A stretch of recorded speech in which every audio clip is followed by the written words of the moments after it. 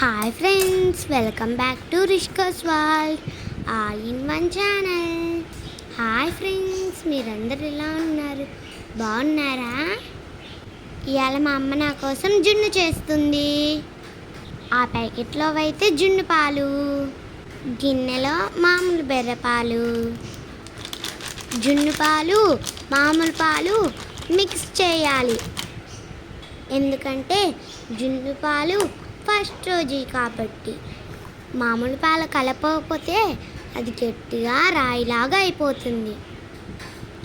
అలా పాలను కలిపాక కొద్దిగా మిరియాల పొడి, అలాగే బెల్లము, ఏలక్కాయల పొడి వేసుకొని బాగా కలుపుకోవాలి.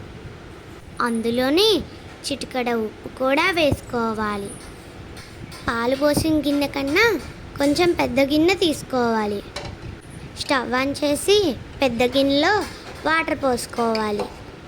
వీడియోలో చూపిస్తున్న విధంగా నీళ్ళ మీద ఒక చిన్న స్టాండ్ని పెట్టుకోవాలి.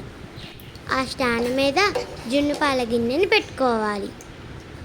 ఇలా గిన్నెను పెట్టుకున్నాక ఒకసారి కలుపుకొని పాల గిన్నె మీదకి ఒక మూత, పెద్ద గిన్నె మీదకి ఒక మూత పెట్టుకోవాలి. ఇలా వీడియోలో చూపించిన విధంగా. ఇప్పుడు కొంచెం పెద్ద మంట పెట్టుకుందాం. 20 నిమిషాల తర్వాత నేను దీన్ని చూస్తున్నాను, ఎలా వచ్చిందో చూస్తున్నాను. ఇలా కత్తిని గుచ్చి చూసాం కదా, కత్తికి ఏమీ అతుక్కోలేదు, అంటే ఇది ఉడికినట్టే. చాలా స్పాంజీగా వచ్చింది. ఇది చూడ్డానికి పట్టుకున్న జెల్లీలాగుంది. చూస్తుంటేనే నోరు ఊరిపోతుంది. యమ్మీ. ఇప్పుడు కట్ చేసి చూద్దామా ఎట్లా ఉందో. చాలా స్పాంజీగా ఉంది కదా.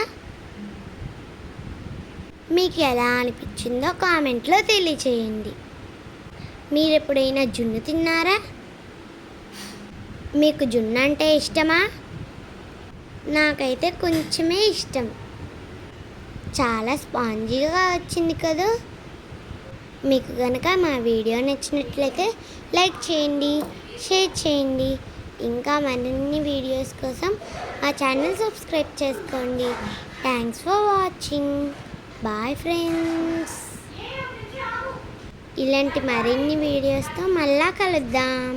బాయ్.